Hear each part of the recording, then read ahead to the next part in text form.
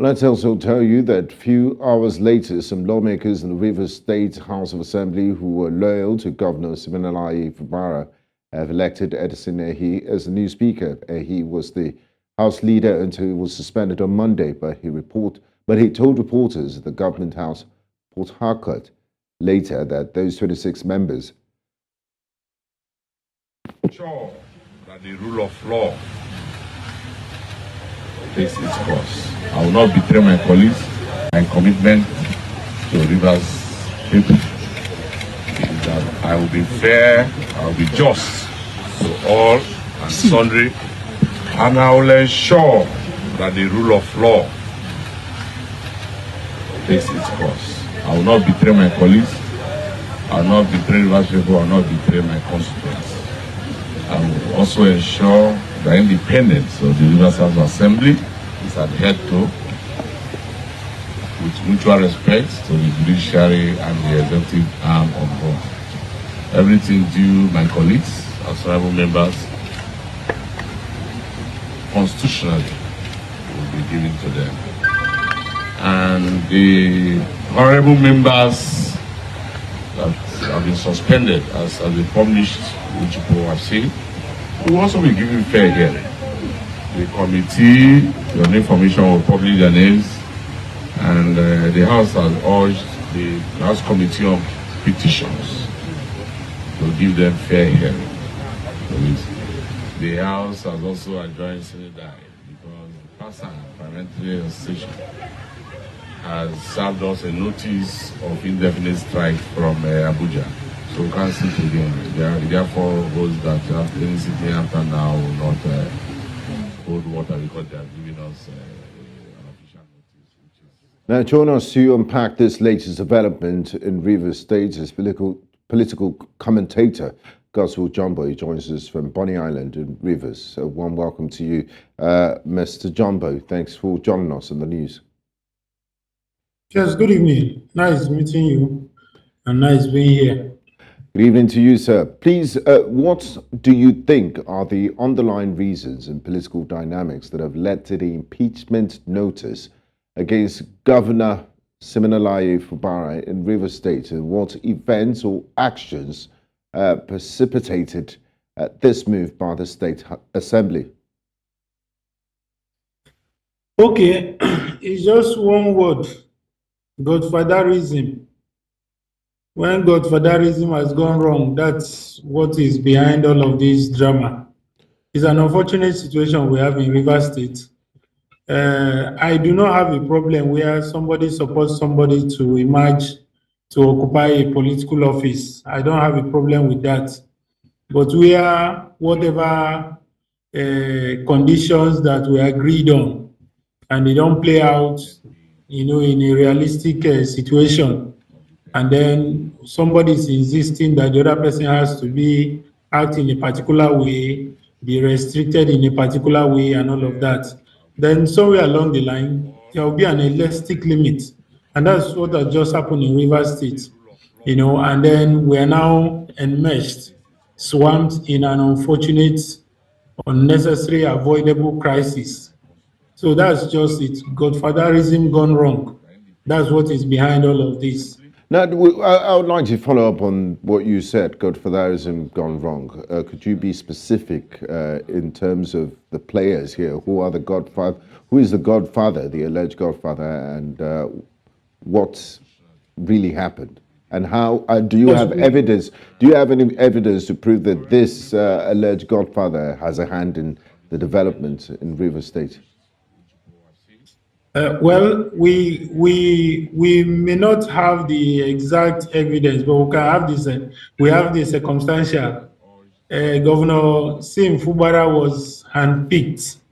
The process of him emerging as the candidate of the PDP for the governorship election and all the processes that led to him emerging as governor was choreographed by his political godfather, who is now the FCT minister. And then whatever happened in between them, we are not there, we wouldn't know, except they tell us. But somewhere along the line, when we see another set of loyalists to the same godfather now acting against a supposed political godson, within the same political environment, within the same political clique. So that one, you don't need documents and pictures and all of that. Same Fubara was produced by the former governor. The Speaker of the House of Assembly was also produced by the former governor. And then the members of the House of Assembly, all of them, 100%, are all loyalists, political godsons to the former governor. So when you see them now split into factions and now acting against each other, it's still a family affair. And you don't need to begin to ask a family for evidence to show that they are fighting themselves. It is still the same family, the same political family, and they've been together for a long time. Remember that Sim Fubara was the accountant general of the state at some point. He was also the accountant in government house and all of that. So all of this. So that's within the environment. So talking about evidence, the evidence is that these guys, both the House of Assembly members, the governor, they are all political godsons to the former governor, who is now the FCT minister. So you can now make your calculation. So that's what is going on.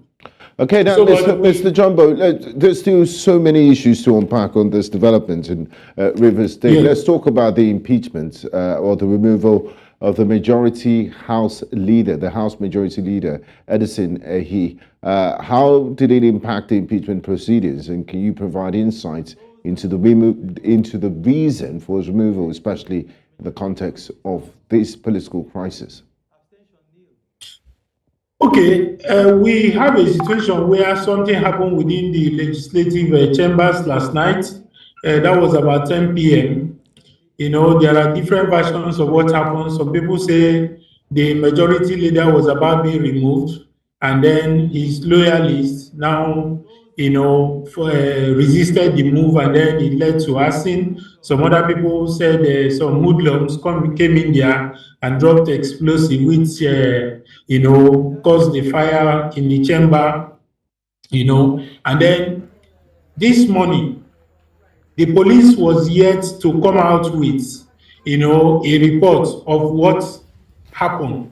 The police is supposed to have conducted an investigation to be able to tell Rivers people and the general public what happened. The governor had not even been there. The speaker has not come up to say, okay, this is what happened or what did not happen. The next thing we saw was, 23 lawmakers and the speaker converging in the auditorium of the assembly complex, and then moving a motion that the majority leader has been removed and replaced. And then the next thing, they are now, moving a motion to serve notice of impeachment on the governor. And then you listen, there is actually no tangible, offense that was mentioned, not at all. For the governor, they said it's gross misconduct. What do you define as gross misconduct in the activity, in the conduct, in the operationality of the governor? And what do you mean by that is a vague term. For the majority leader, nothing tangible was mentioned that, okay, this is what he did or this is what he did not do. Not like, he stole money or he slapped somebody or he damaged, public property, nothing. And then that is it. Now, the next thing we see is this other set of lawmakers who are loyal to the governor and then went somewhere again, and then they came out, they've also impeached the speaker himself, his deputy, and they've recommended the suspension of the chief judge of the state and the appointment of an acting chief judge. And in all of this, no tangible offense was mentioned against any of the officials being impeached, removed, suspended, whatever. So you see that kind of political conundrum that is more dramatic than sensible. So it's a situation that everybody in Nigeria needs to connect together to try to, circumvent that we don't have this kind of situation. As we speak, we have monitored this situation since last night when the whole drama started up till now. Nobody has mentioned anything tangible that the governor that is being served the notice of impeachment has done, the majority leader that was removed, the speaker that was impeached, his deputy, the chief judge. No tangible thing, just drama and crisis. Is Okay, that how thank a you so country should be much, run? Mr. Godswill Jumbo, for your insightful analysis on this fast developing issue. We look forward to engaging in the nearest future. Thanks for your time and insight. Yes. Thank you, too. Thank you.